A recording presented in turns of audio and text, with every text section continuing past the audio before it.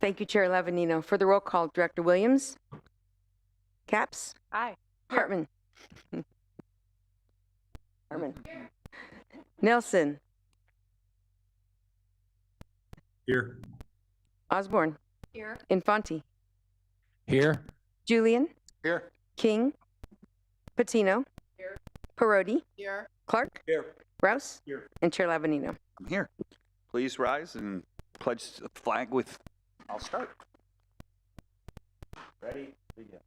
I pledge allegiance to the flag of the United States of America and to the republic for which it stands, one nation, under God, indivisible, with liberty and justice for all. All right. That takes us to item 3, public comment. Madam Clerk, do we have any requests to speak from the public? Chair Lavanino, we have no requests for public comment, and I see no requests from for anyone in attendance over the internet. And Santa Maria, anyone for public comment? No one in Santa Maria with public Thank you. comment. Okay, that takes us to item number 4, Madam Clerk. Chair and directors, today the board is agendized to discuss one item in closed session. It's conference with real property negotiators per Government Code 54956.8. There are 3 real property parcels at issue. The first property negotiating parties are Derek Householder Trust, Denise L. Smith Trust, and Peter A. LeVay Trust for assessor parcel number 009610004. The 2 other properties, the negotiating parties are Steve and Shannon Harvey for assessor parcel number 009294007 and 009294008. The agency negotiators are Sbcag Executive Director Margie Kern and Fred Luna, Director of Project and Delivery Construction. I estimate the time 10 to 20 minutes for closed session and would recommend making sure there's no public comment for closed session prior to recessing. Thank you, Council. Do we have any public comment on our closed session items? Chair Lavanino, we have no requests for public comment. Okay, we're going to recess to closed session. We'll be back in about 10 or 15 minutes.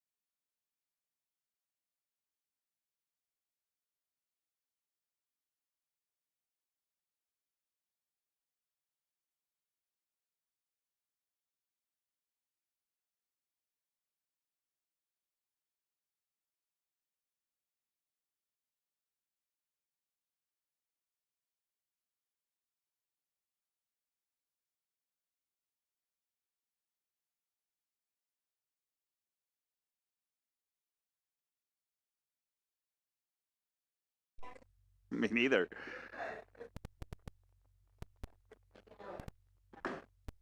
Hey, Terry, can you hear us? All right, we're going to reconvene coming out of closed session.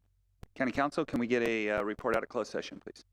Chair and Directors, today the board met in closed session to discuss one item, conference with real property negotiators per Government Code 54956.8, and the board took no reportable action. Excellent. That takes us to our consent calendar. We have a number of items. Is there any items that the community wishes to pull for discussion? Madam Clerk. No request for poll. Any directors wish to pull any items? Seeing none, can we get a motion to approve the? And just for there's no public comment. Okay. Well, it'd be hard for them to comment if they didn't pull the item. So yeah. All right. So moved by Director Patino, second by Rouse. Roll call, please. Director Williams? Aye. Capps? Aye. Hartman? Aye. Nelson? Aye. Osborne? Aye. Infante? No. Temporarily stepped out of the room. Okay, thank you. Julian? Aye. King? Aye. Patino? Aye. Perotti? Aye. Clark? Aye. Rouse? Aye. And Chair Lavanino? Aye. Motion passes 12-0. Excellent. Takes us to item 6. Madam Clerk. Item 6, Measure A Strategic Plan. Receive presentation on update to Measure A Strategic Plan and provide direction to Sbcag staff. Circus. Chair Levin, Director, you all are Sbcag. Is that better? Yep. It wasn't, okay. All right, thank you, appreciate that. Sarkis Kachik, Director of Programming with Sbcag, and I'm joined today by Fred Luna, Director of Project Delivery and Construction, and Jackie Mata of the programming team. Next slide, please. All right, so we're excited to be here today in front of your board to give you an update on the Measure A Transportation Sales Tax Measure for Santa Barbara County. Today is intended to be an introductory item to your board for us to receive any questions and feedback, and then we plan on having regular check-ins with your board on the strategic plan. We do have a 5-year requirement associated with the Measure A strategic plan, which Jackie will cover, and so that puts us at approving the next update by December of 2020. There are a lot of things that have happened in the last couple of years that have impacted the update, which we look forward to sharing today. And as I mentioned, this is meant to be interactive for the board, so please interrupt us at any time with any questions. So for today's presentation, we have 3 parts for you. The first is Measure A background, just to give you the latest on a little bit of history on Measure A and the latest on where we are. And then the next section will be focused on what we'd like to do with the strategic plan update. And then the third section will be looking at a request to amend the Measure A investment plan, which is approved by voters, which impacts the Measure A strategic plan. And then we'll talk about next steps after that. Next slide, please. Okay, you can go to the next one too. Thank you. All right, Measure A is Santa Barbara County's transportation sales tax measure. It was approved by 2008 as a renewal to Measure D. Measure D was our prior measure, which lasted for 20 years. It's a half-cent sales tax measure, dedicated transportation that helps meet our county deliver on regional and local transportation goals. In terms of the funding universe, Measure A is the most flexible fund source for transportation that we have. So it's a really important tool in the toolbox for us to deliver on projects, whether it's under different phases, but also to take that money and then leverage it for federal and state money through competitive opportunities. Our measure is a 30-year measure. Back in 2008, when we presented Measure A to the voters, we were looking at generating $35 million per year. Since then, Measure A revenues have increased by 50% per year. So that's fantastic news. We're cognizant of any changes in the economy, but we do have a consultant called HDL that helps us with revenue monitoring, and actually our county also use HDL. In terms of what we've leveraged, so we promised voters back in 2008 that we would leverage $500 million. So far, we're over $600 million, and we're not even halfway done with the measure. And that's just Sbcag tracking things. I'm sure our local partners have used Measure A to leverage additional funds. So as we get closer, and once we have the resources, we'll track as much as we can in terms of leveraging. But that's a big promise to the voters that we're really happy about. And then, so we talked about leveraging. The projects that we have in Measure A, which I'll go over in a second, there are the local priorities, but there are also regional projects, which we promised to voters, which we call regional named projects. Many of those projects rely on Measure A, but they also rely on regional funding. There's two additional fund sources through regional. One is called the Regional Surface Transportation Program. CAG receives its federal money, but the state passes through state money to us based on the size of our county, so that's a flexible fund source. The other program is called the State Transportation Improvement Program. That is when the state collects gas taxes, they collect it and then they distribute it to each county based on population and how many highway lane miles you have in your county. So every 2 years we get that amount and then we program it towards regional projects as well. And so that's a big part of Measure A that currently is being held in a reserve for the Santa Barbara Highway 101 High Occupancy Vehicle Project. And we'll talk about that policy today and get your feedback. But the combination of Measure A and the regional funding has been important for us to go to the state and federal government and ask for additional money for delivery. Any questions on that part? Okay. Thank you. Okay, so now the framework for Measure A. Measure A, when we presented to the voters for approval on the ballot, we presented the ordinance and investment plan. The ordinance and investment plan you could sort of think of like as federal and state law. So it tells Sbcag and local partners what we're required to do with Measure A, whether it's the strategic plan or local delivery. And then we present that information to your board for feedback, and then we present additional information to the public so they know that we're delivering on Measure A. So that's the first circle up at the top. And it also includes all the named projects that we have to deliver by 2040. The next tier of documents, the first one is the strategic plan, which we're talking about today. You can think of the strategic plan as the regional transportation plan that Sbcag is required to do by the federal and state government. So that lays out all of the projects that we're required to do and the sequencing and how we're going to pay for those projects and in which year. So you got the federal and state law with the investment plan and ordinance, and then you have the RTP with the strategic plan. We're required to update the strategic plan every 5 years. The last update was in 2020. And then the next document is the program of projects. An example document that I can share with you is called the Federal Transportation Improvement Program that your board approves every 2 years. That tells the public how our region is spending federal money on each project. So the program of projects we present to your board on an annual basis. What happens is we present revenue estimates to you based on HDL that shows how much money we have over 5 years. We share that with local partners, and then we develop the regional program. They develop the local, and then we present to you typically in April or May on the program of projects, and then you approve it, and then we.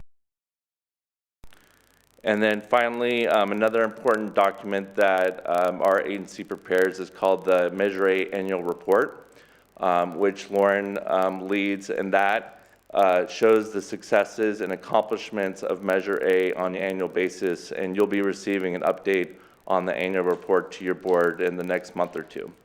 So these are the 4 major documents that we use at Sbcag to promote delivery and to show the public that we're delivering on Measure A. Okay, next slide, please. In terms of what we presented to the voters back in 2008, at that time, we were noticing that congestion on Highway 101 in Santa Barbara County on the south coast was increasing and increasing due to the bottleneck on 101. So we worked with Caltrans and local partners on developing a multimodal corridor plan, and that multimodal corridor plan said that in order to relieve that congestion, we need to have what is called the lane and the train. And so it was completing the gap on US 101 with a high occupancy vehicle lane or carpool lane, and then also implementing passenger rail service from Ventura County up to Santa Barbara to provide an additional option for people so they didn't have to drive. And then additionally, there's also peak hour transit service that we do in partnership with Ventura County Transportation Commission. And then we're also looking at closing gaps on the California Coastal Trail. So that's where you get the multimodal corridor solution for relieving congestion. So then we took that and used that as the framework for presenting to the voters for the renewal of Measure A. We knew what we needed to do to relieve congestion as the #1 regional priority. And then we took money off the top back then in 2008, that was $140 million, and said that we'd go out and get federal and state money done, which we have been doing, and I'll cover that in a second. After that, you'll see on the graphic there, we bifurcated the balance of Measure A. So off the top, it was 13.3% as the #1 priority for Measure A. And then after that, North County developed their own set of investment plan priorities in the regional program for the North County. And then South Coast had their share at the same amount for their own priorities as well. And we presented that to voters, and that helped us get 79% approval of Measure A. At that time, for transportation sales tax measures, we were the 4th highest ever in the state for a transportation sales tax measure, so that's another thing that we're proud of. So that just shows you all of the work that we put in with the development of the investment plan and going to the voters with that solution. Next slide, please. This is a pie chart to give you an idea of the overall Measure A picture and the types of projects that are eligible in Measure A. I mean, so you see the blue slice is dedicated highways. Another part of the solution or the presentation to the voters was making sure that there was a significant portion for local agencies for local control. And so that's included as a carryover from Measure D. So in the pie chart, you can see that almost 60% of Measure A funding is going to local agencies for local priorities. And then after that, we break down the funding by rail, bus, and alternative transportation, which includes bicycle pedestrian projects and transportation demand management. Next slide, please. And then what we did was we took the next part, so you can see that I talked about the 43% for north and south each. These pie charts reflect the priorities for both the north and the south.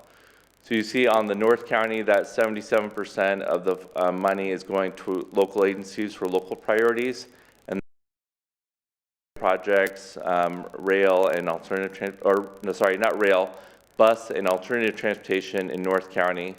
On the South Coast, there is a different approach to using the Measure A funding. 60% is to local agencies.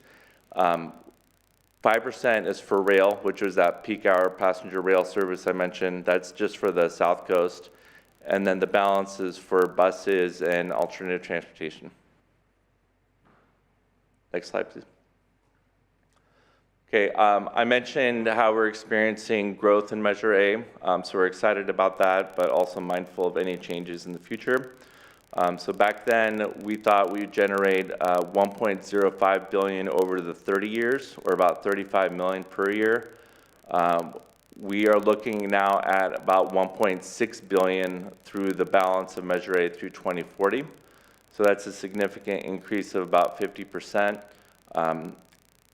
When we look to the future, our HDL firm has proposed that annual growth at about 2.8 to 3.1% through 2040.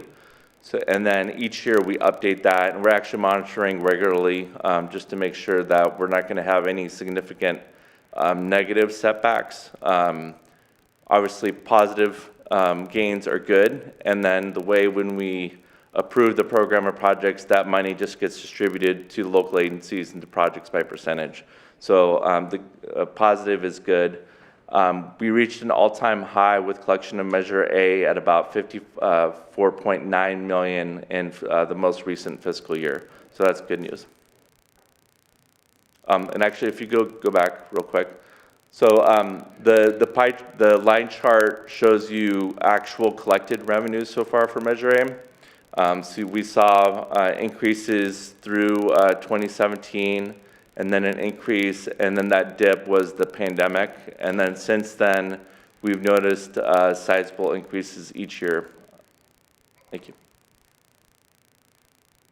So that concludes the first part of my presentation. I was going to hand it off to Fred Luna to cover the next part. If there are any questions for me before we hand it off. Directors, any questions? Do we have any questions from directors that are remote? I have a question, Chair Director Lavina. Nelson? Yeah, thank you. Thank you for that. My understanding is back in 2008 when this was, contemplated, and then 2010 when it was approved, it was set out as 140 million off the top. And when we talked about state and federal dollars that this would be leveraged for, those were going to be new state and federal dollars. And so I just want to make sure I understand correctly. When did the percentage as the way to allocate, when did that come about? Because I don't think that was an initial initiative. And then when did we change the policy to use the money, the regional state and federal dollars that we were already getting to the region for that project? Because I think there's some concern that, the project has gotten more expensive down in the 101 widening, additional funds. And so that's where we've tapped into some things that would have normally gone throughout the county. And we've really starved many of our communities that would typically get our STIP and STIP funds. And then on top of that, we're looking at increasing that allocation. So it's always been a concern of mine, and I'm going to continue to be on that track. So can you speak to that a little bit more? Yes. So Director Nelson, through the chair, Measure A was approved in 2008. So we had the percentages in place for the structure of Measure A. So the 140 million that we mentioned is the 13.3%. So the 13.3% plus the 43.3 for each are fixed percentages to get to the 100%, which we have never changed since Measure A passed. When the board did approve the first Measure A strategic plan, that's when the board adopted the policy of using the regional funding of RSTP and regional gas tax funding. So that's when that happened. Regarding the 101 project, the project has changed since it got approved in 2008. Couple reasons. The first reason is that when we first were going to deliver the 101 HOV project, and Fred can add on, we were just looking at completing the gap on 101. So adding the main line as a new facility, right? Since then, with our partnership with the state of California and Caltrans, and an increase in funding that they have through the State Highway Operation Protection Program, that's the Caltrans pot of money to do asphalt and maintenance projects. the project has changed because now we're adding new pavement on top of the facility throughout the corridor to make sure that we have a pavement that will last for 40 years. And so that was part of the change. And also, we've had local projects that for coastal development permits, and those have been the active transportation projects that we've been including with Measure A. Those projects have actually helped us leverage Senate Bill 1 funding because we're showing the state that we're not just doing the HOV project, we're doing the transit, the rail, and then the bike ped improvements as well. So that's helped us be competitive for the state funding. So that's a little bit of history on the evolution of the project. Thank you. Sarkis, 2 questions for me. Has anybody else, any other counties become self-help counties since we've? Yes. Yeah. Through the chair, I think there's at least 6 or 7 counties, and 2 of them are on the Central Coast. So that's Monterey and Santa Cruz have been self-help. And then Stanislaus and Merced counties, our executive director. Finally, right? Yeah. Good, you got it. Passed the measure in Merced county. So there have been quite a few. Okay, good. And who did we use? Hopefully it wasn't the same group that we're using now, consultant, that projected 35 million a year. Okay. So we did not have HDL helping us. Fred may remember. I think that may have been fine. I just wanted to make sure. Okay. If they projected 35 and we're getting 60 or 58, I don't want to use them going forward. So. Yes. Well, that's noted. Thank you. Excellent. Any other questions from anybody? All right, let's move to Okay, Fred's thank you. portion. Thank you. All right, thank you, directors, and good morning. Continuing with the presentation, so I have about 5 slides, and I'll pick up where Sarkis left off, talking about the revenue, but I think the focus of this slide is really talking about how revenue growth over time as compared to cost escalations. This is a question that we've received from board members and the Citizens Oversight Committee. I think it's important to show that, and so the blue line that you see is an index of construction costs from the California Construction Cost Index by Engineer and News Record. So that shows the growth over time. You can see in recent years on the far end that has grown fairly fast, and we've seen that in projects, increased costs on projects going forward. But the orange line, as Sarkis indicated, is our robust revenue growth.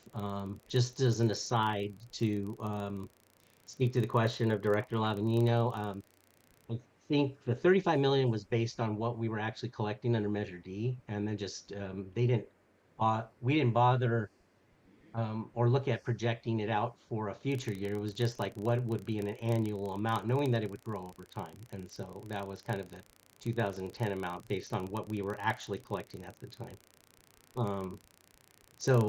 And then that's kind of a good segue here. So we're picking up in 10-11 where Measure D ended and Measure A started. And then so the bar chart is showing the the incremental amounts, and then the line chart is showing the cumulative amounts. I think the main takeaway here is that outpacing cost escalation. So I think that was the main question that we were trying to address. And I'll move on. Next slide. Okay. So we have a series of slides that talk about the 3 major programs in the Measure A investment plan. I think that were already referenced. We have the Highway 101 project. We have the South Coast priorities, as Sarkis was mentioning, and then the North County program. So starting with the Highway 101 project, as was just asked by Director Nelson, the 140 million was based on the fixed amount back in 2010 of 1.05 billion, but it was 13.33%. So like Sarkis mentioned, that has been part of the investment plan since the beginning. And so applying that percent to the projected revenue growth that you've seen in the charts shows that we would be collecting for that project approximately $209 million. Next slide. So same type of math for the South Coast Measure A So the South Coast priorities. So we only have 2 named projects in the South Coast. We have the Carpinteria circulation improvements and the Goleta overpass project. And you can see the 2008 amount there. 1 million for Carpinteria. They've already implemented a number of projects in the city of Carpinteria with that funding. That's projected to grow over the 30 years of Measure A to about 1.5 million. And then the Goleta allocation would be 7 million, but approximately 10.4 million out to 2040. 10.5. Next slide. So North County project. So I think what's important here is to really break these projects into 3 major categories. You can see that the number of highway projects and regional name projects that are in this program. Many of them early on in Measure A were already under development, and Caltrans was working on them, and so Sbcag's role in those particular projects was as contributing Measure A funds to help match other state funding. And then we also have a number of projects from our smaller local entities that are circulation projects that give the local agencies like Buellton, Guadalupe, and Solvang maximum flexibility to implement smaller projects through a co-op agreement with Sbcag. And then we have other projects like the Highway 246 passing lane, the Highway 246 Robinson Bridge, and the Santa Maria interchanges. And so 246 passing lanes was split into 2 separate phases. So a portion of that was completed. You can see that that originally had 20 million. And the projected revenue growth for that is almost 30 million with that 50% bump. And so we actually spent about 22 million so on that project to get phase 1 done, but we haven't yet started any work related to what would be a phase 2 project on Highway 246.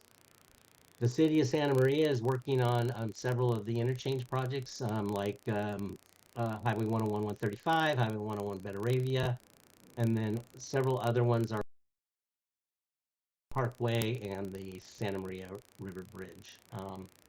The only other project that I didn't talk about was some recent activity, and this is one of the things we'll be documenting in the strategic plan, is some recent partnerships we've entered into with Caltrans to move the Highway 246 San Ynez River Bridge, the Robinson Bridge, into the SHOP program. And so we're able to contribute money. Caltrans has made it part of a larger project that they're working on.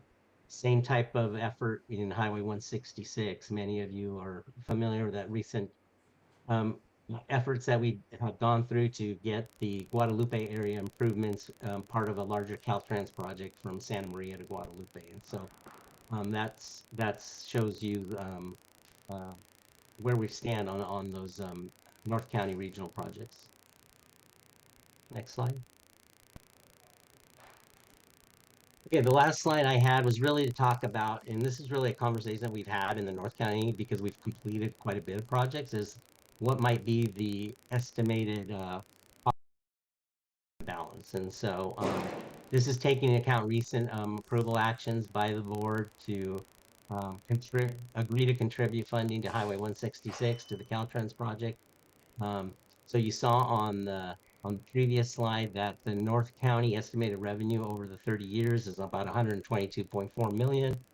We've spent a little over 37 million to date. The board made previous actions in about 2014-15 to approve an additional 9.3 million from the cost savings.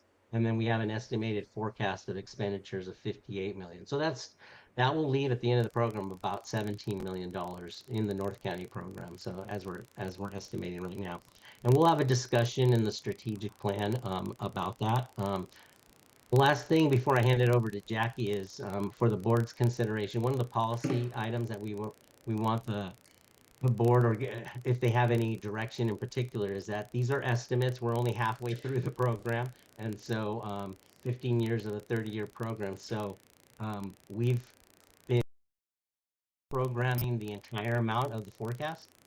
We've used, in some cases, maybe 90% of the total. So for like a project like 101, rather than the full 209 million, it's more like we're gonna commit 180 million, at least for now, until we get further along, and then That's kind of been the idea right now, and the same for some of the other regional projects that have required contributions. So if the board has thoughts on that, we certainly would like to receive that.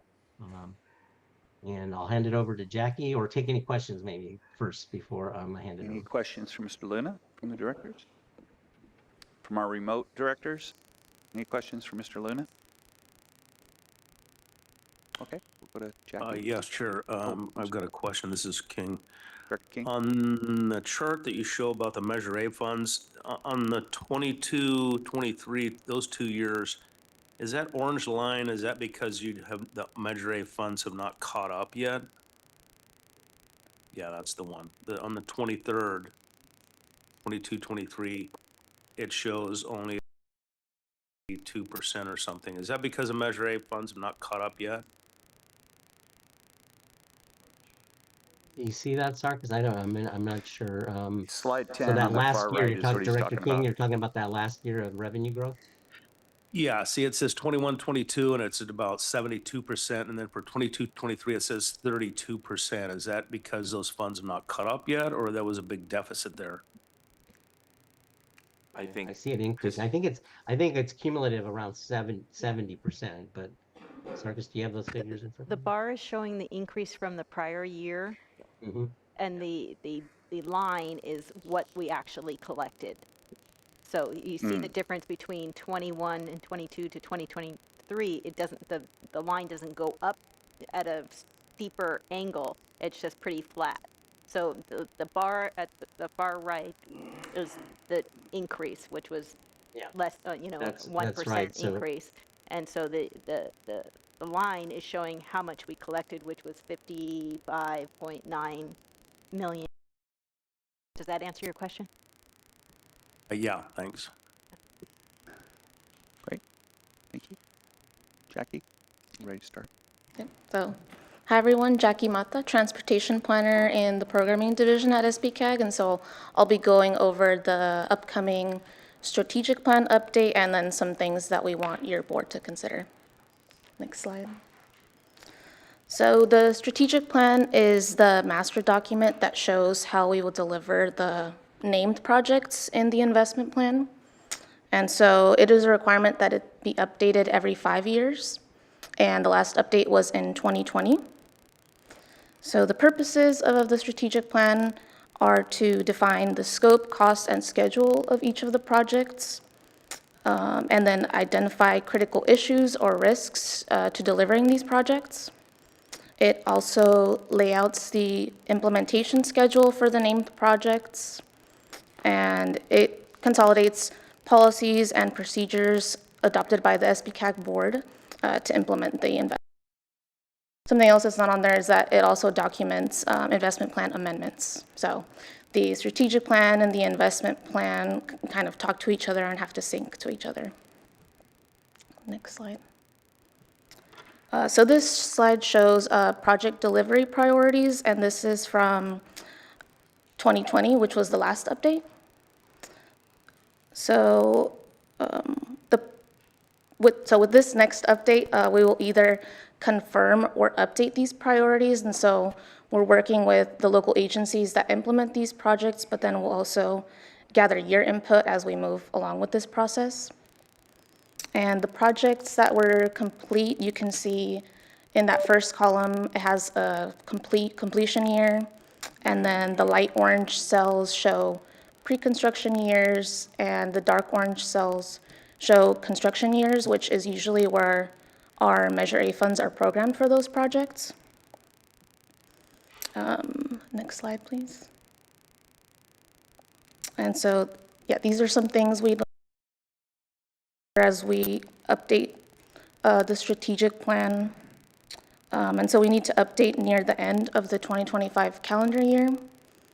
We need to focus on updating cost and funding and schedule for each of the projects so that they're up to date. And then by summer of next year, we'll also know about the Senate Bill 1 Cycle 4 funding and how it will impact the delivery of the remaining regional projects. And the one important thing to consider, and Sarkis will also talk about this later, is that in this next update, we'll like to analyze the viability of delivering the remaining regional projects. And this is based on some state policies. And so we will also need to consider the use of RSTP, or Regional Surface Transportation Program, and the STIP funds, so State Transportation Improvement Program funds, following the Senate Bill 1 Cycle 4 award. And yeah, just again, something to note, the scheduled approval in December 2025, the notification of those awards. So I'll pause there to see if there's any questions for me, and then, yeah, Sarkis will take over the next couple of slides. Sarkis, are you gonna address like what's left on the 101? Is that what you're talking about? Okay, I'll hold my question. Anybody off-site directors? Questions? We'll move on back to Sarkis for the. Okay. All right. So thank you, Jackie, and directors. I hope the mic is still working for me.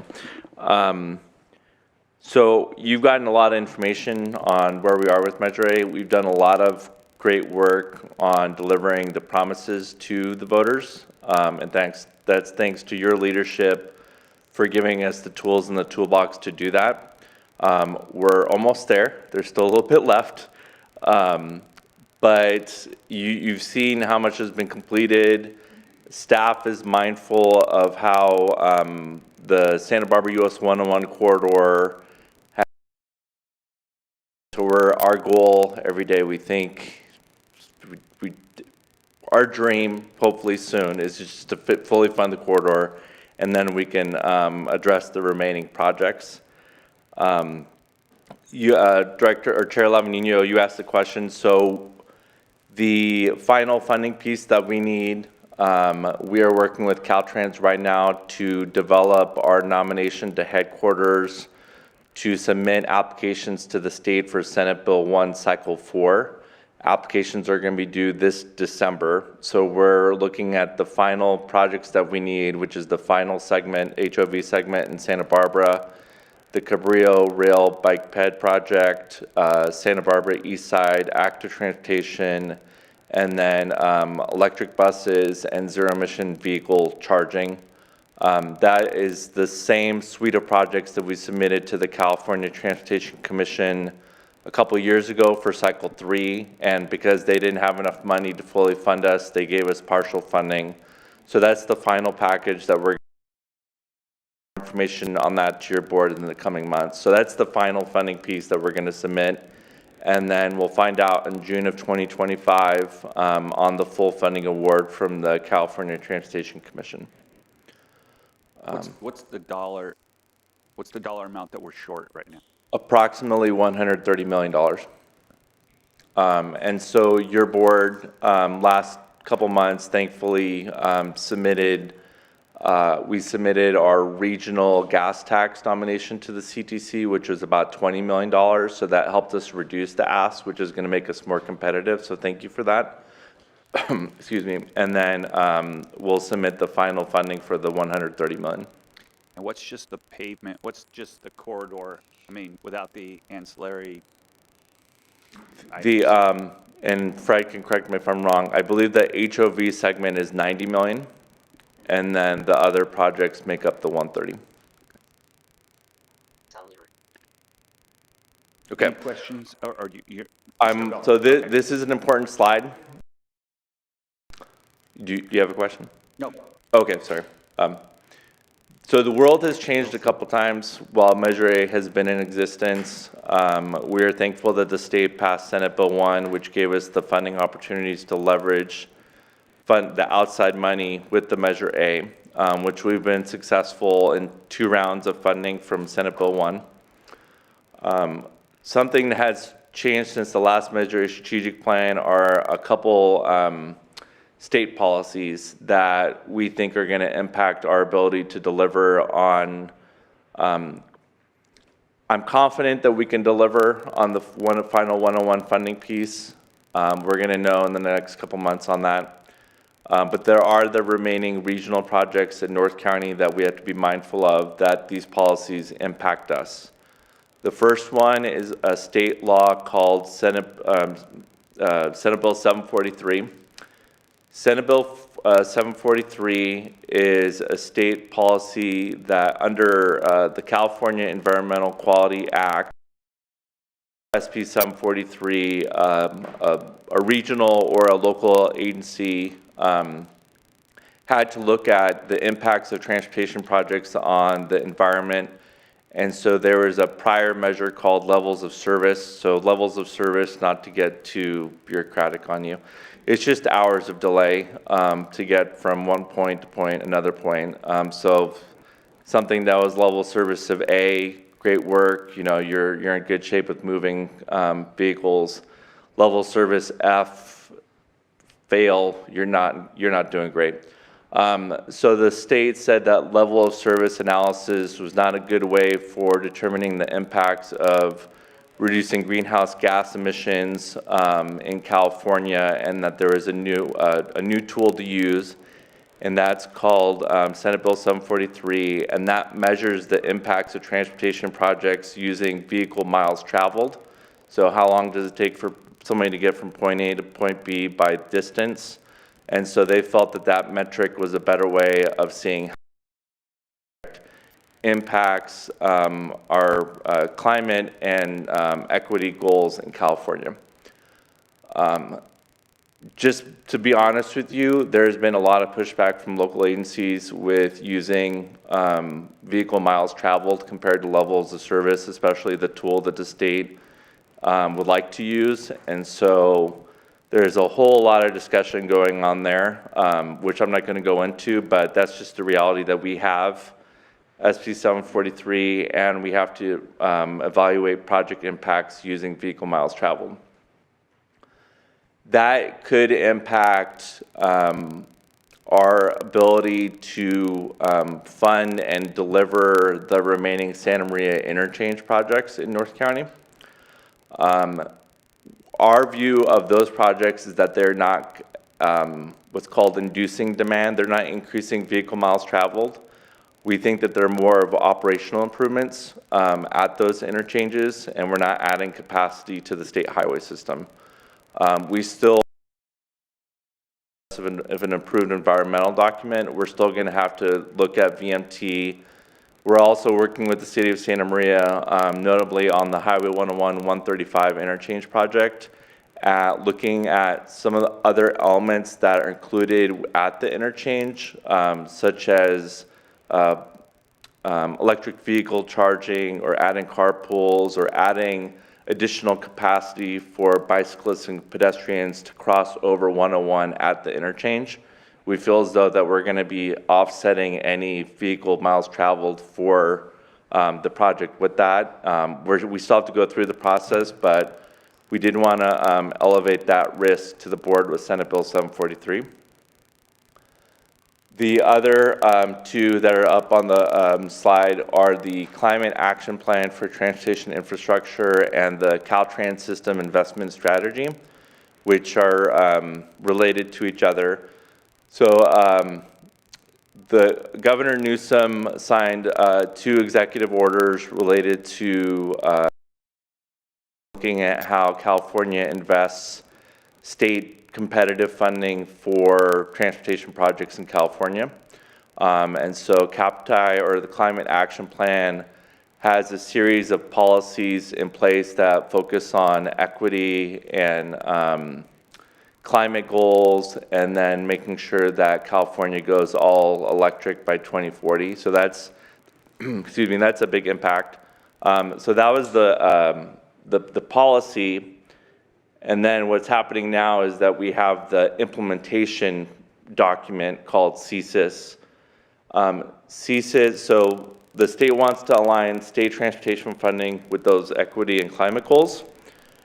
Under CAPTI, what CSIS does is then Caltrans is taking any project that a region wants to co-nominate on the state highway system, i.e. us with Santa Barbara US 101 or the Santa Maria interchange projects.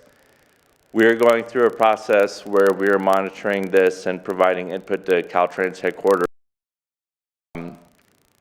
this could impact which projects the state picks as a co-nomination for Senate Bill 1 competitive funding. So that's another risk associated with the remaining projects in Measure A. We are advocating with other regions of our size.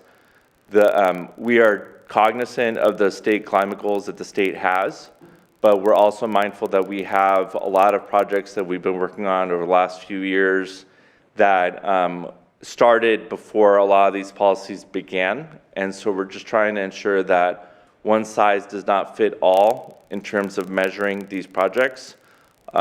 This type of policy definitely probably favors more urban areas that have higher densities and have transit systems that are more robust and can, excuse me, support the state goals as of now. We're just trying to make sure that our projects continue to not only be eligible, competitive for the state funding. So we're on that. I think we're making good progress on these state goals, and they've been listening to us, and there have been some changes recently which we think will allow us to get to the finish line, but we wanted to raise these policies to your board just so you're aware of them. And then we'll get more information in terms of the impacts in the next 6 months, which we'll share an update to the board. That was pretty heavy stuff, so I'll stop there to see if there are any questions. Captai CSIS, yes, new language here. Chair Right. Lavanino, Yes. Director Nelson's had his hand raised Okay, for quite a Director bit. Nelson. Yes, thank you. I'm going to go back actually to that question that Director Lavanino had about the 101 widening and what we have left in the balance. Are we assuming the 130 million left that we need, with assuming that we're going to fit 203 million in there from Measure A? Or is that, because I heard, Fred talk about that we might only program 180 million just to be conservative because we don't know if we actually will hit those numbers. So what assumption are we using for Measure A? Director Nelson, through the chair, using that 180 million or so to then leverage the final 120 million. And then at that point, assuming we get the funding from the state, that would be the full funding for it. And then we'll be mindful of any changes to project costs once we actually get ready for construction for the final piece. But yeah, there would be a little bit just held back from the 204. And then as we get to some of these future projects, or actually let me stay on the 101. So once we're fully funded, we get that 120 million.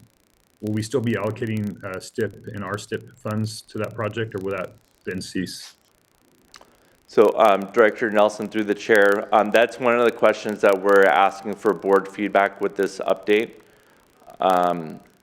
The policy under the current strategic plan says that those two funding sources will be held in the reserve of the corridor, just because we're not sure what the transportation construction climate is going to be in 2 years. We'll know the full funding in July of 2025. So we're, some time away from that. Things could change. And then, like I said, we're holding back some Measure A, but then it's up to the board to give us direction on, do you want to keep reserving the RSTP and the regional gas tax for the 101 until it's fully funded or completed? The other question that we have for your board is that in the strategic plan for the remaining regional named projects, the Santa Maria interchange projects, they are also going to need outside funding for delivery. So staff is committed to pursuing those state and federal grants for the Santa Maria projects that we did for 101. But the costs are still greater than what we have. So that's something that we also need to think about with the board as well. So I guess my last question might be helpful for me and probably other directors. Before we did the 101 widening, what was our STIP and STIP? I mean, how did that affect local municipalities and areas? Because most of us have never been in office and got those back to our our communities. You know, what did that look like in the past, and how would that benefit our individual jurisdictions? So, That goes back out there. so thank you for the question, Director Nelson, and through the chair. Before the first Measure A strategic plan, the regional gas tax funding was being used for regional projects and some local projects. And then the RSTP, the Regional Surface Transportation Program funding, was being provided to local agencies. So each year we get the amount. It's about 6 million right now. We give 1.8 million directly to local partners based on population. Of the RSTP is held in that reserve. That balance that you can think of before was we were conducting a call for projects every 2 or 3 years for local agencies to submit projects. So a lot of those projects were probably like local road improvements and then active transportation projects. So that money was made available to local agencies. And then once the reserve policy happened, the 1.8 still goes to local agencies. The balance was going into the reserve. And then the regional gas tax money we were using for regional projects. The local jurisdictions now are having to dip into their other road funds to do those types of projects. So the local agencies are using local funding for those projects. Measure A did create the South Coast to North County Safe Routes to School and Bike Ped programs. So some of those projects were being funded through those Measure A pots. But yes, local agencies were having to rely on traditional local pavement. So, and that, you know, and I think in at least the unincorporated area where the county has to deal with this, that's, you know, required us to sometimes affect our pavement condition because we're having to spend those funds on other projects that would, you know, potentially go to pavement issues. So I think that's important for everybody to understand that may be the choice that we're making by continuing to hold those funds in reserve. Director Rouse. Thank you. Sarkis, you mentioned something I actually appreciated, which was the one-size-fits-all between LOS and going to VMT.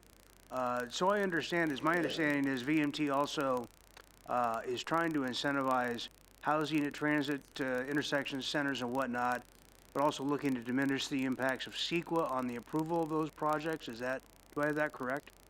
I'm not the CEQA expert when it comes to the impact of 743 on the housing projects. I don't know if Mike wants to talk about that, but to your first question, Director Rouse, yes, the SB 743 is looking at aligning housing with transportation. Right, and I appreciate that because I also appreciate knowing that urban versus rural areas are not once again, not one size fits all, especially when you think about North and South County. Yeah, essentially, Director Rouse, the Senate Bill 743 was passed in 2014, and it changed the transportation impact portion of CEQA from congestion to vehicle miles traveled. And that's for all CEQA analyses that have a transportation impact. So if you're building an office building or housing, and in a CEQA document you're analyzing the transportation impact, you're analyzing vehicle miles traveled, and then you attempt to mitigate to the extent possible. And if you can fully mitigate, then you fully mitigate. Otherwise, statement of overriding considerations would pass if the project value exceeds the environmental impact. But yes, it's beyond transportation projects. It's all projects. Thank you.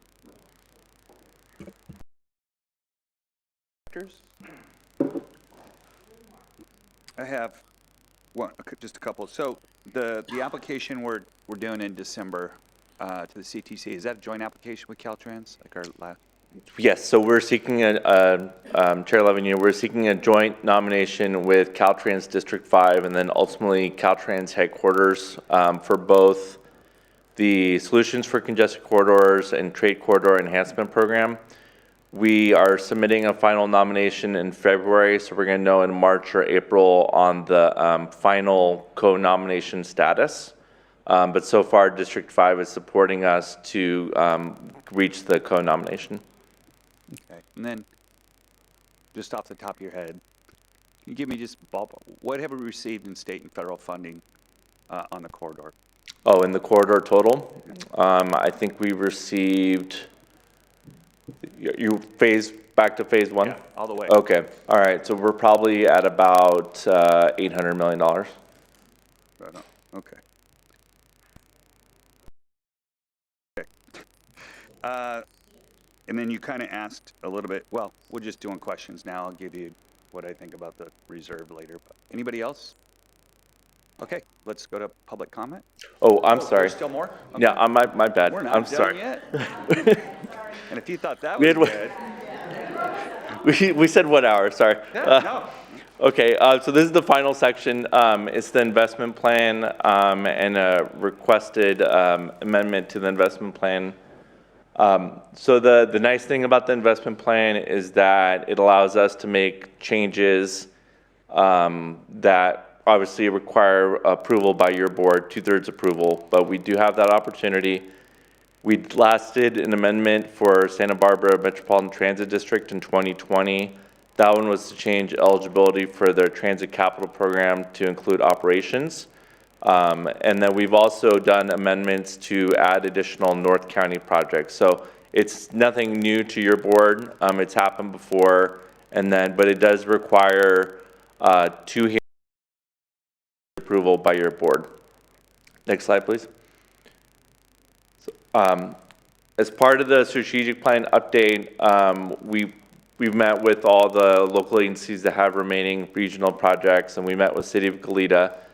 The City of Goleta has a named project in the South Coast program called the Goleta Overpass Project. And so this was intended to be a new vehicular overcrossing on the western end of Goleta, somewhere between like Stork and then Stoke Canyon, so on the west side. And the city, it's been in our Measure A investment plan for a few years now. The city has been working with their city council on it. The costs for the project have increased since the project was first presented in the Measure A investment plan back in 2008. And so the costs have increased. The city did look at other types of crossing, like active bike ped crossing instead of vehicular. But the costs have gone up. The city presented a letter that's included in the staff report that was approved by their city council. Their request is the Goleta Overpass project is one of the projects waiting for 101 to be completed and for regional funding. The city is requesting that the Measure A funding, so that's in 27, 28, 28, 29. They are cognizant of the regional funding that was associated with the project. Their request is to move the project up in Measure A to fiscal year 24, 25, 26, or the next fiscal year, and to have that roughly $9 million distributed over 2 fiscal years. So advance the money, split it out over 2 years to make the funds available for other local projects that are not in the Measure A investment plan, to use that funding for those projects. The city's request did acknowledge that with the request and getting the Measure A advance, that they would not necessarily receive the regional funding. And then it's going to be up to the city on, what they do with the Goleta Overpass project with, city resources, but it would be removed from the Measure A investment plan. With that, I'm done talking. And so we do, next step. By the way, we do have the City of Goleta Public Works Director here if there are any questions related to the City of Goleta request. I'm not done talking. Okay, all right, so next steps. So today was the check-in. It was the first bite at the apple. So we're looking forward to any questions or feedback that you have. And then if there's anything that we didn't cover today, let us know, and then we'll come back to your board probably next month. We'll go back to TTAC to let them know what the board direction was. We'll start preparing any Measure A investment plan amendment, which we'll receive today. And then we're just going to start, plugging away and getting the document ready for review by your board and the public. So with that, that concludes staff's presentation. Thank you for indulging us on this presentation today, but there is a lot of information that we wanted to share, and we thank the board for your leadership with Measure A. Thank you. Excellent. Any questions? Somebody's at the door, but any questions before we go to public comment from our offsite directors? Joan, Director Hartman? I had a couple of questions for the Galitas Public Works Director. Is that Excellent. now? Yeah, or? sure. Let's do that now. I get a lot of questions about the overpass, so I'd just like a little bit more information. What issue was the overpass originally designed to address? Chair Lavanino and Director Hartman, I happen to have been with the county way back when, in the mid-2000s, when I think those ideas were first starting to get thought about with that project. As I recall from my own personal experience, was that the project was thought about by the county before the city incorporated to provide a pedestrian overcrossing that would really address an issue that was being generated by the use of Gersh Park, the large regional park in the area, and pedestrians needing to get to the north side of the freeway. And unfortunately, there were some unfortunate accidents at the time. Some pedestrians were hit on the freeway.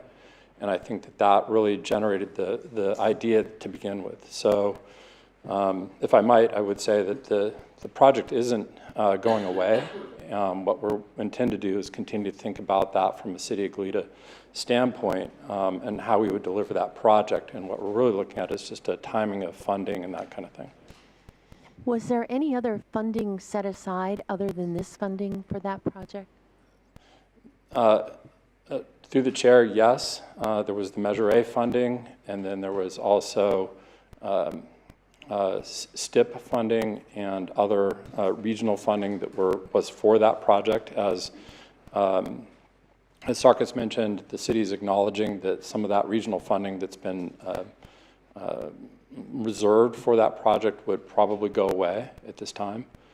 However, the city has actually worked on this project in the past. It is not being worked on currently. It's not within our priorities with our Public Works capital improvement program, but the city has invested approximately $3 to $4 million in the project in the past, looking at alternatives, that kind of thing. So the city has invested some of its own funding in the past, and certainly the project will remain in our capital improvement program. So it started as a bike ped, and then it expanded to include vehicles, and then it seems to have come back to its original idea. Could you explain that change? Through the chair, I actually don't know that part of the story myself of how it sort of morphed from a ped to a vehicular and pedestrian and bicycle type facility. But we've had direction from the City Council in the past, Public Works and our capital improvement program, that we should be looking at a bicycle and pedestrian only facility as we continue to move that project forward and keep that as an alternative. So yes, we continue to think about how we would deliver something like a pedestrian facility. Right, and what I've heard is that the neighbors where the overpass would end are open to a bike ped, but they're not that eager to have vehicles. Is that correct? Through the chair, I have not actually spoken to the residents in that area. I'm still relatively new with the city. I've been there 6 years, and we really haven't done that type of public outreach in the recent past. But I suspect, I think it's a fair statement to say that a facility such as a roadway facility coming across the freeway in that area and of El Encanto Heights of Goleta would be something the public would be very interested in, may have some comments on.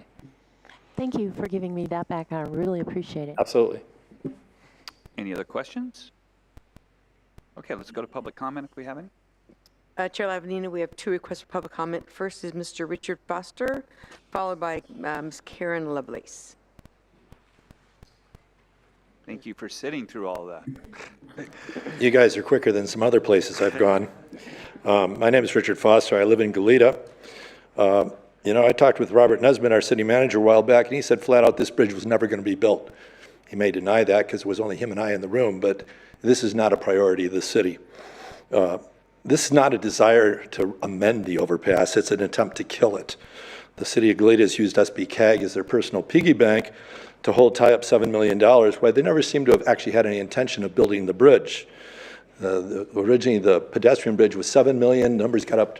They decided, well, maybe we should look at a bridge. The bridge got to $40 million, and basically back in 2010, shortly after announcing they were going to do this, the project died. The city says the project cost is significant. Well, in the recent CIP presentation by the city council's staff, the overpass was projected to cost $60 million. But instead of moving forward with this project, they moved forward with the circulation project in Old Town Goleta at a cost of $65 to $70 million, which includes the stated goal of choking down Hollister Avenue to the point where it's a destination and not a throughway to get to Costco from Old Town. They also say there's no viable location. Well, back in 2010, the city put out 3 places where you could actually put this up there, and that's available at Newshawk on February 11th, 2010. But the city's acted in bad faith with you to tie your hands, to force you to kill this project. With the city staff's recommendation, the city rezoned 7264 Kyriel to high-density housing, which is one of the approaches. And on the south side, they approved the Elwood Station Road project of not the project, but the rezoning for 140 units, which would block the access to come down from the overcrossing. So basically, they've already decided you can't approve a bridge even if you wanted to, unless they change their housing element. The overpass was and is a needed circulation problem. A decade ago, Goleta's former Public Works Director, Rosemarie Gaglione, said, assuming the city continues to build out Stork and Hollister, Stork and Hollister is going to be gridlocked. We need that bridge. And believe me, we've built a lot since then. We've built hundreds of units. We've built shopping centers, and now we're proposing hundreds and hundreds of houses in Goleta, not to mention the possibility of 800 to 1,000 homes up at the other end of Glen Annie. The overpass would ease congestion on 101, but there would maybe possibly some pushback from members of the Brandon community. I think if you want to switch back and go to a pedestrian bicycle one, you would get full support because you're going to have a lot of new students who have to get across that freeway to get Dos Pueblos. You have a lot of people want to get south, and I live on Del Norte. Electric bikes zoom up and down, and they're all using Glen Annie historic sidewalks as a way to get down there. Tell the city if they want the money, switch their goals and go with this. But if they don't want to do this at all, putting the money into Old Town circulation where they actually want to choke traffic is not supporting the goals of Measure A. It's not increasing circulation. If you're concerned about public safety, whatnot, they should build a pedestrian overpass, or they should just give up the money and let some jurisdiction that will actually build what they told you they wanted to build go ahead and have the money. Thank you for your time. Thank you.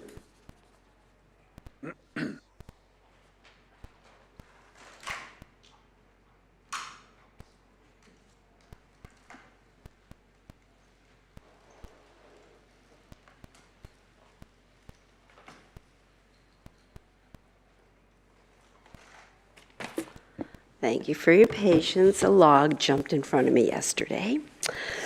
My name is Karen Lovelace, and I'm a resident of Alencano Heights in Western Goleta. I've lived in this neighborhood since before cityhood, before Camino Real Marketplace, before UCSB's enrollment explosion. I was at the meeting some 30 years ago when Wilson Hubble, who's the former Santa Barbara County Senior Planner, Public Works, came to our neighborhood and spoke to our neighborhood about the need for the 101 overcrossing, which is about half a mile west of Glen Annie Stork Overpass. Since 2010, when the overpass project, the full car overpass project for Western Goleta was endorsed by the city, there have been hundreds of new housing units and commercial space such as Hollister Village added to the city. City staff predicted that without a new overcrossing, the Glen Annie Stork-Hollister area would be gridlocked. They were right. The south side of the location is the busiest retail on the south coast, and the north side is home to Dos Pueblos High School. Residents need a safe route to connect north and south. Now the city is rezoned for hundreds of high-density units on the north and south side of the 101 freeway. Most of these will need use of that intersection and freeway interchange, exacerbating the problem. Adding to the future chaos is the county's consideration of 800 to 1,000 new housing units at the north end of Glen Annie. 14 years is enough time to get something done, but sadly the city staff and council never made this overcrossing a priority. The proposal goes back to the formation of the city when the developers of Camino Real Marketplace gave the county money toward this congestion relieving project. They recognized it as a tool to alleviate congestion. Goleta currently has many grant subsidized projects that are on hold.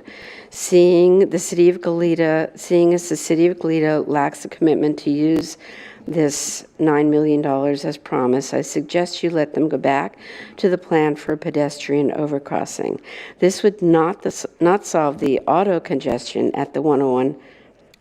This would solve some of the auto congestion at the 101 interchange and give bikes, e-bikes, and pedestrians a safe route to the high school or south to the shopping areas.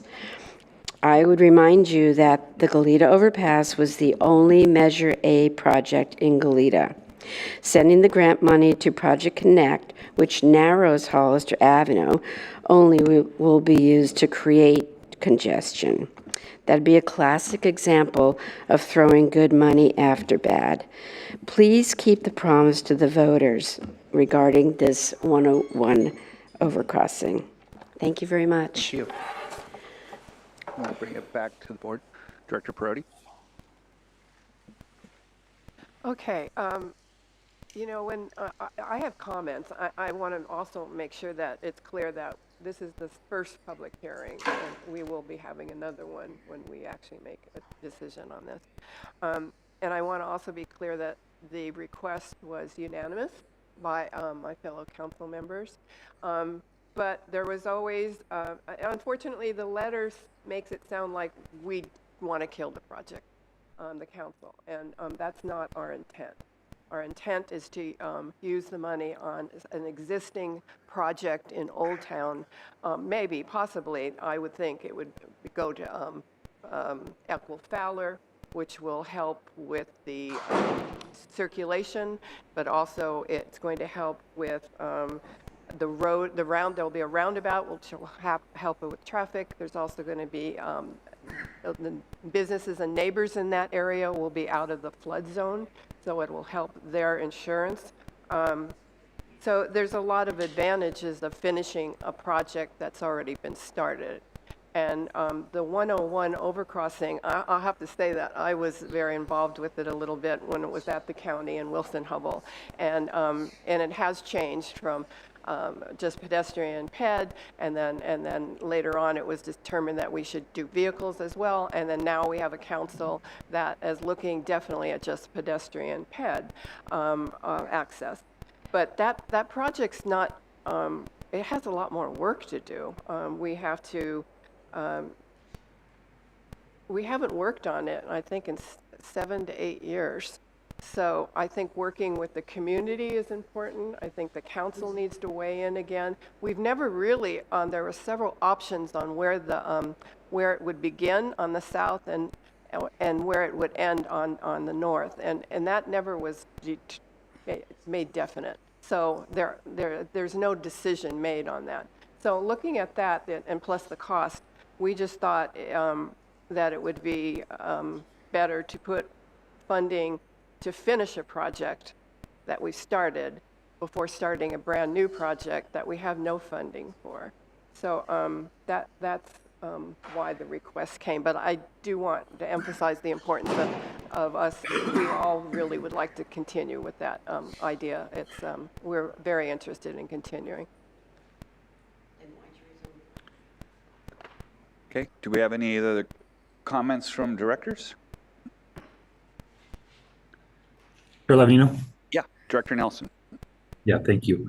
A quick question about, would it be possible to still add additional projects? I know that GLEAD is asking for this, and I know that's what was mentioned here, but are there, you said that's kind of what goes on with one of these updates. So if there are projects that have come up in the last 5 or 10 years here that weren't originally contemplated, is this the mechanism to ask for those to be included? So, Director Nelson, through the chair. Yes, so as long as there are resources available through any of the 3 Measure A sub-programs, the 101 probably not as much, but the North and the South, then yes, what we do is we use the tool in the toolbox to amend the Measure A investment plan to add projects like we've done before, and then that requires 2/3 approval by the board for including the projects. Okay, and so what it would be like our Public Works Department in Santa Barbara County would reach out to Sbcag staff about a project that they might think would be appropriate. Yes, then we would, Director Nelson through the chair, then yes, we would work with the County of Santa Barbara staff on that. Thank you. Sarkis, are you looking today for direction from this board regarding, I mean, to me, one of the critical pieces is what, the local, what used to be local and is now going to the 101, and what to do with that $6 million. Are you looking for direction today on what our priority is, or? Yes, so we'd like the direction in terms of going through the plan update and then what your desire would be, and I'll defer to. Yes, Mr. Chairperson, members of the board, that was one of the identified issues that we, as staff, we presented to you. So we would like to address that through this update and revisit that and confirm or change based on your direction. So those are the things that we had on, I don't know what slide it was, but we did list a few issues that we thought were pertinent. And if you concur with that, we'll proceed as we plan to do that. Cool. Okay. Then I'll just give my 2 cents that I think once it's 100% funded, and I know, there's always, we don't know what's going to happen in the future, but Measure A is also performing at a rate that we didn't anticipate, and we're already sitting in the North County on a $17 million, I don't want to say surplus because we don't know what's going to happen in the next 15 years. My vote would be that we would then now begin, once it's 100% funded, if we're lucky enough in the next cycle, that we would go back to the previous formula. And so that some of our jurisdictions can get back to addressing, the needs that we have. I think the promise to the voters has been made and delivered on. If it's 100% funded, we will at that point have spent, I think probably north of 200 million of our dollars. It's easy for me to go to North County though and tell people we spent 200 million. That's only 20% of the project. We received 80%. So I think the spirit of Measure A there is something we can make that argument. And I guess we're not going to, I don't know if anybody's going to weigh in on the Goleta issue now or wait till the next, when this comes back to us. What do you guys, are you looking for direction on that as well, or? If we don't hear otherwise, we'll bring it back. So, Okay. So if you, yeah. Well, I think it's always good to bring it back for more discussion. I'll just, personally, here's what I'm worried about. I'm worried about son of Measure A, right? So the reason why Measure A passed was because when we had Measure D, we delivered on Measure D, and we did what we told the people we were going to do. And that's why I got 2/3 vote on a tax increase. So I'm really hesitant to go away from any name projects because there were only a few in the South County. I mean, I'd feel the same way if it's in the North County. It's like, hey, these are the projects we told people we were going to do. And to get them to go back to the polls and approve whatever we're going to have to do 15 years from now, we're going to have to check off those items. And that's what kind of worries me about looking at the schedule in the North County. The big interchanges in Santa Maria aren't scheduled until 2033, 2034, right at the end. And if we don't get those done, or at least we get into the construction of those before we go back in 2040 and ask people to re-up, we're going to be running into a brick wall. So for me, it's going to have to be a high hurdle, and I'm going to have to learn more about it. But at first blush, for me, it's like, that's a named project. We've got to do something there. We told people, and we're either going to have to come up with a really good story, facts, or we have to deliver the project that we told you. So I'm interested in hearing more about that and visiting with Director Perotti and kind of seeing the site and finding out why that doesn't work as we thought it might in 2010. Chair, yes. I'm sorry, I apologize. Apparently, Mr. Scott Wentz had his hand raised, and I didn't see him for public comment. Yeah, So if we Mr. can take Wentz that kind of now. was wondering where you were on Measure A here. Scott, is that you right there? Scott, we thought you were asleep at the wheel, man. Yeah. Hello? Good morning, Mr. Chair. Scott Wenz representing Kaiser Basic. It's been a while. Kaiser Basic has been involved with the Goleta issue since the day Goleta was formed as a city. So we can give you some background, Director Hartman, if you wish it. The issue that we have with the city of Goleta is that the city of Goleta is not following what we consider to be state of California protocol. The city of Goleta has stated repeatedly, both in print and at city council meetings, that they have a bike plan. Under CEQA, they must then create an EIR for their bike projects within the city of Goleta, and they haven't done that. They've used every excuse in the book. The city of Goleta has been involved with Brown Act violations. All but one city council member showed up at an outreach program at the city community center, and two members of Kaiser Basic walked up to Mayor Perotti and Councilman Kiriakis asking when is the bike count for Old Town Goleta going to happen, and both answers were, yes, in fact, we will have the bike count before we vote on it. It did not happen. So we're having an extreme amount of problem with the way the city of Goleta operates, but in part, this is a problem with how staff is vetting projects. The city of Santa Barbara in November of 2023 approved a capital improvement project that stated it was for one area, but in fact took in almost 3/4 of the entire city of Santa Barbara. In that process, the city of Santa Barbara included their bicycle master plan. That bicycle master plan then became part of the public works documentation, and under CEQA, the city of Santa Barbara has to do an EIR because it includes the entire city. The city of Santa Barbara hasn't done it.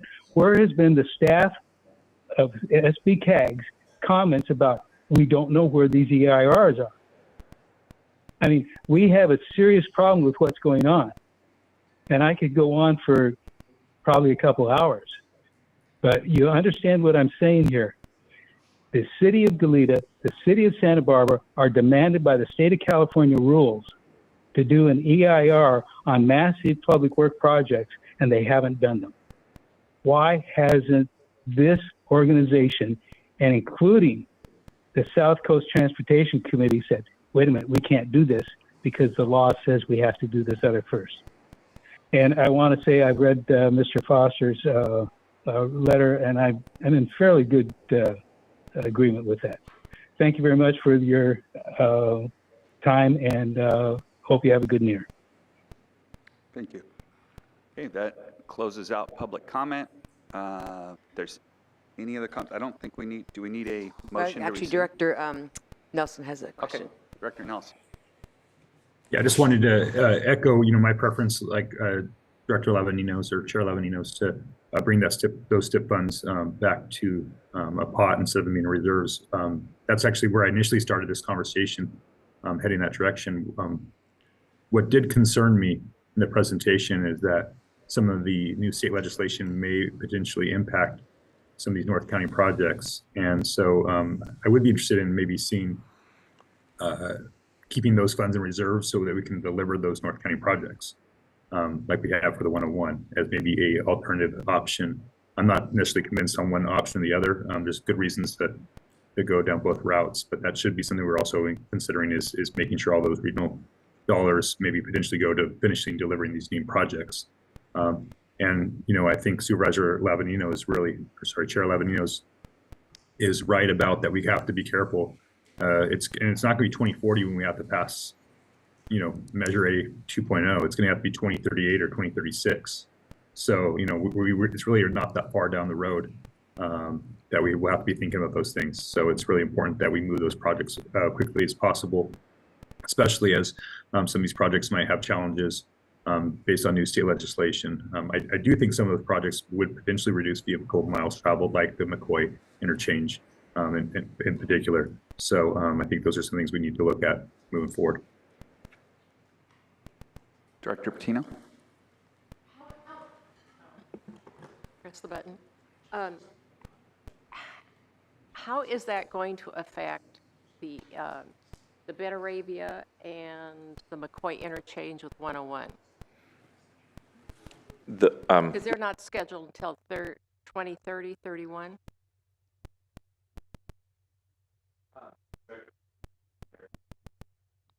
What does blinking mean? Red is on.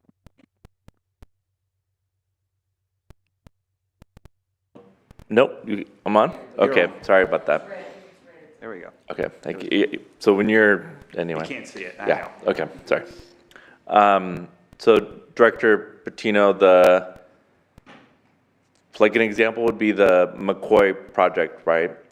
We haven't started the environmental document yet for McCoy. So the first step would be doing the environmental document through Senate Bill 743. So we'd have to see whether the environmental document would be approved by the state. So that would be the first step. Assuming it's approved by the state, then we need to make sure it's in alignment with the Climate Action Plan for Transportation Infrastructure.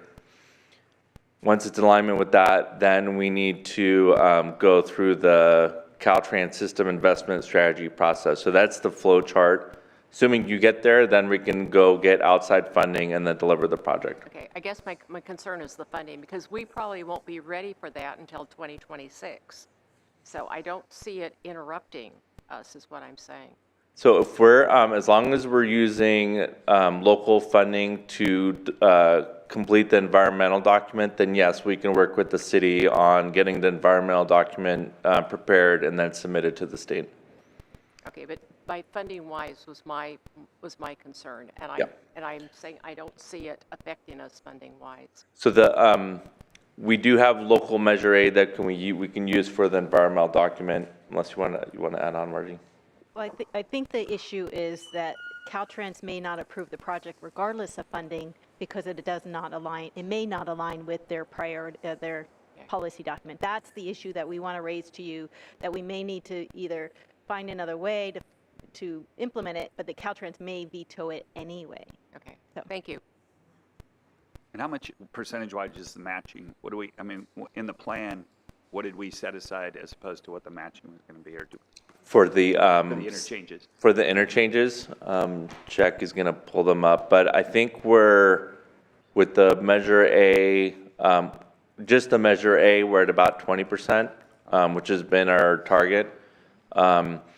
To Director Nelson's point prior is that the 2020 strategic plan does identify regional funding to help deliver the remaining Santa Maria projects. Okay. But we heard you. What we can do is come back probably in February with a list of options on what the board can give direction on regarding the regional gas tax money and the RSTP, and then how to use that for the 101 and the remaining named projects. There could be a hybrid option where some of the money is shared, but then some is still allowed for the delivery of the remaining projects. Thank you. Okay. Can I just give you, sorry, one more thing? I just want if you're going to quote me on how much money we've collected. I'm not quoting you at all. Okay, all right. It's between 700 and 800 million. I just need to go back. Said 800, so Gosh, sorry. all right. I knew I opened my mouth and no. So we'll clarify that number, but it's been a significant amount of state funding. That's what I was looking for. Thank you. Okay, do we need a motion to receive and file, or we just go? Okay, we're just going. Thank you very much. Thank you. Really appreciate staff. That was very in-depth, and we'll figure it out from there. Councilman Kiriakou. Just make a motion. No. Thanks for letting me come up. I kind of changed my day around so I could be here. Great.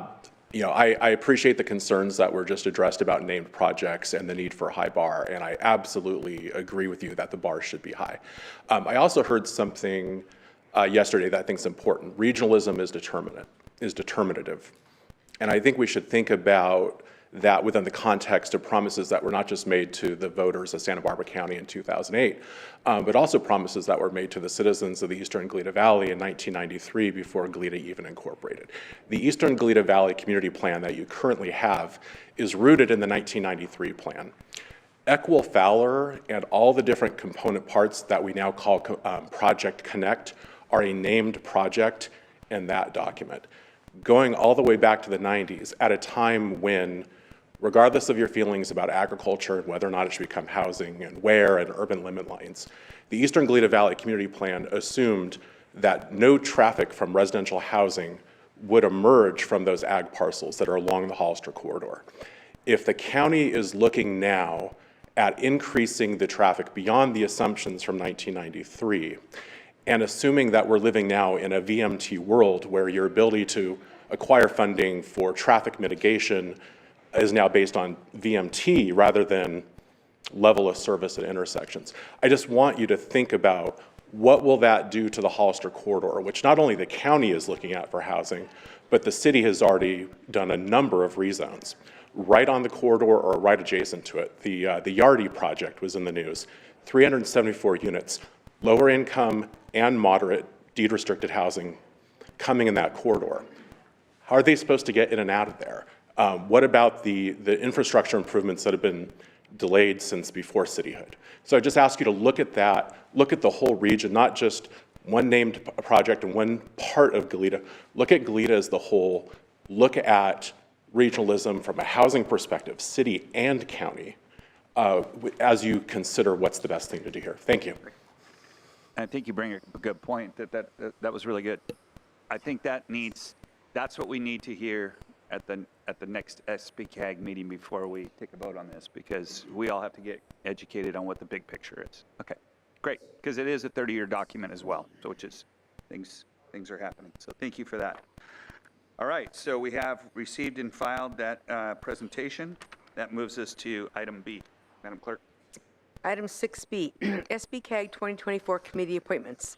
6B1, appoint one delegate and one alternate to the California Association of Councils of Governments, CalCog. Terry, instead of reading all of them, can we just read one and then do the appointment? I can let you know who's already assigned and stuff. Let's do that. So we're talking about CalCog. CalCog. So currently, Director Osborne is our primary member with Director Patino as the alternate. We good keeping it that way, Director Osborne? Okay. Director Patino? Good. Okay, let's go to 2. Number 2 is appoint one delegate and one alternate to LoSAN. Currently, we have Director Williams as our primary and Prody as the alternate. We okay with that? Or? Well, if Director Williams would like to continue, I'd be fine with that, but he's not here. I don't think he wants to leave LoSAN. He doesn't want to? Yeah, I don't think so. It's really, that I haven't been a very good alternate on that one because it always falls on a day when I have other commitments. Okay. So I'm. Anybody else interested in taking the alternate role on LoSAN?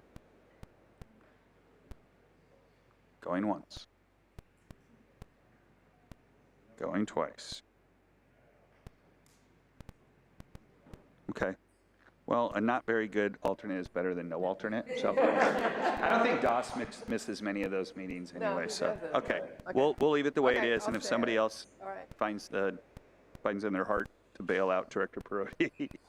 Okay. Okay. Item 3. Number 3 is appoint one delegate and one alternate to the Coastal Rail Coordinating Council. Currently, Director King is the primary member, and Director Rouse is the alternate. Director King, are you still good? Yeah, I'd like to stay on that if you don't mind. You bet. Director Rouse?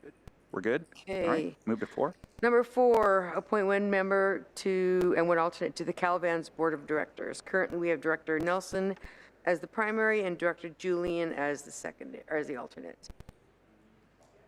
Director I Nelson? like to, With that, yeah, I like to stay on there. I'm on the executive committee now, and we're tackling a lot of big projects and getting that organization on the right track. I bet be happy having it off in a year or two. Okay, and then Director Julian's given a thumbs up, so we'll keep that the same. Number 5? I missed this one. Appoint members to the Highway 154 Safety Committee, I believe is Director Hartman, King, Infante, And Perotti? and Caps as the members. You want to keep the same? Okay, Yeah, we'll keep that one the same. thank you. Okay, so now we have appoint members to the Sbcag Executive Committee. Chair, Vice Chair, immediate past chair, and chairs of North County and South Coast Subregional. Who are those people? Currently, last year was Director Osborne, Lavanino, Williams, Patino, and Clark, and then this year for South Coast is Caps Caps and Patino as chairs for North and South Coast. So you're North County and she's South County chair. I'm chair. Director Rouse. And Lavanino and Osborne. And then Osborne is past chair. Okay, that's the executive committee. Great. Sound good? Yep. Let's go to number 7. Okay, appoint a board delegate to participate in the Central Coast Coalition Sacramento Legislative Advocacy Day, tentatively scheduled for March 27th, 2024. March 20th it has on the agenda. 20th, sorry. Okay. I printed the Anybody want to go to correction. Sacramento? I would. Yes? Director Hartman. Okay. Great. And last but not least, appoint Sbcag Chair, Vice Chair, immediate past Chair to participate in the legislative advocacy activities in Washington, D.C. for week of February 26th, 2024. Yep. Janelle, you're already going? Yep. Okay. So it's Janelle, Director Rouse, myself. Okay. All right. So let's, can I get a motion for all those recommended actions 1 through 7? So moved. Second. Patino. Moved by Director Rouse, seconded by Director Patino. Perotti. All right. Begin with P. Roll call. Director Williams. He's absent. Caps. Aye. Hartman. Aye. Nelson. Aye. Osborne. Aye. Infante. Aye. Julian. Aye. King. Aye. Patino. Aye. Perotti. Aye. Clark. Aye. Rouse. And Chair Lavanino. Aye. Motion passes 12-0. Okay, that takes us to item 7, our executive director's report. Margie. Mr. Chairperson, members of the board, I want to say Happy New Year and happy anniversary. I have my 7-year anniversary of working for Sbcag. And I just noticed in that presentation that you were just given about the growth in Measure A revenue, and if you could see in 2017 when I started my job, it immediately went up, and it went from 32 or 37 million to 42 in that first year. So there you go, and now it's up to 55 million per year. So maybe just a coincidence, but anyway, the governor has proposed his budget for the 24-25 year. We've been hearing some troubling news about that, and so we're dealing with that. We're reacting to that. We're monitoring the implications closely, and we'll have more information for you at your next meeting with our state consultant, our state legislative consultant, Gus Corey, will make a presentation and give you the latest there. As I announced at the sub-regional meetings last week, Ken Epperson has retired from Sbcag. His last day in the office was last week. He's had a very fulfilling career at Sbcag. He was with us for 21 years. I'm really sad to see him go. He was the Traffic Solutions Director that entire time. He will be at your February meeting to give a official goodbye at that time. As we begin the new year and a new chapter for Sbcag, I've appointed Aaron Bonifilio to be in charge of the Rail and Transit Division as well as the Traffic Solutions. So we're looking at consolidating those two departments moving forward. There's a lot of synergies between the staff. They do a lot of similar things and they work together. So, and they also, prior to this change, they were sharing one of the staff persons as well. So I see this as an efficiency and collaborative process moving forward. And another good news item from our Traffic Solutions team, Peter Williamson has been elected to serve a 2-year term on the Association for Commuter Transportation, the Southern California Chapter Board. This is an honor for him to serve and represent Santa Barbara at that level. This is the premier organization and leading advocate for commuter transportation and demand management professionals. So we're really proud of him that he has been elected to that board. And with that, I'll turn it back over to the chair and you can continue on. Thank you. Great, thank you very much. Maybe a coincidence, maybe not, who knows, yeah. All right, let's go to number 8. Caltrans Director Report, Mr. Eads. All right, good morning still. Mr. Chair, members of the board, Scott Eads here, Caltrans District 5 Director.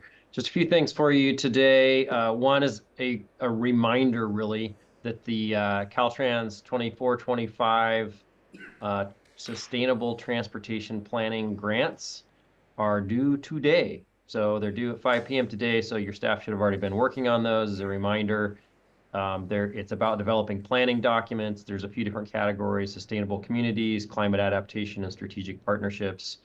So again, I'm sure those were already in the works. It's just a reminder to turn those in by the end of the day today.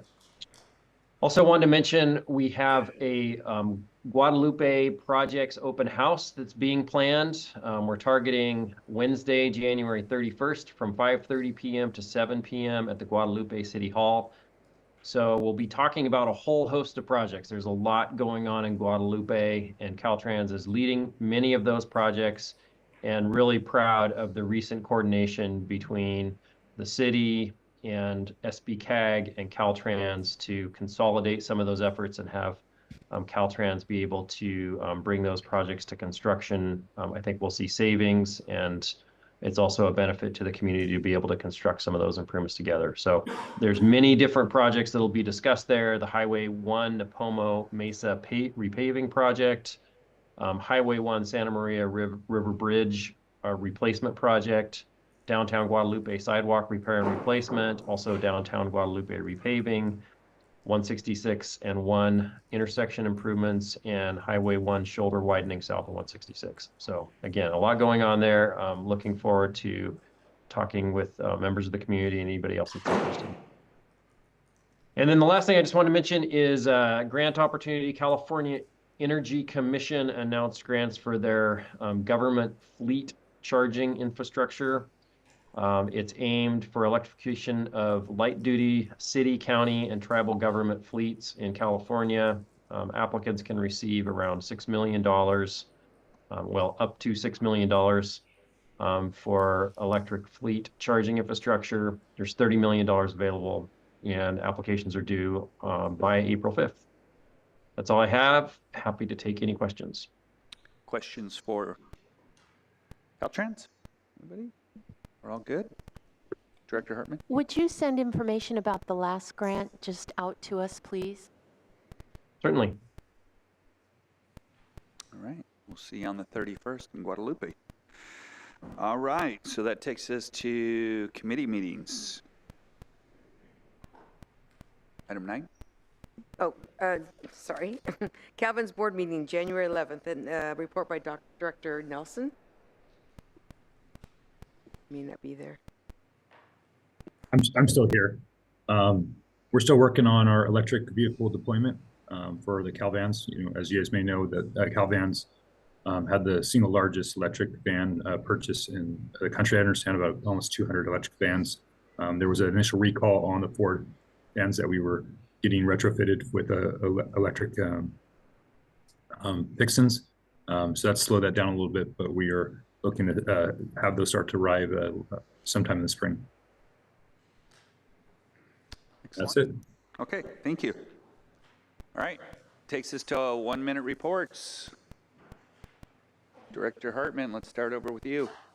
Well, I was reminded when Director Eads talked about the Caltrans Sustainable Communities grants, and just wanted to announce that the tribe, the Chumash tribe, working in collaboration with the city of Solvang, Buellton, and the county submitted a grant for that for the, what we're calling the Santa Ynez Regional Connector, which used to be known as the Regional Trail or Regional River Trail.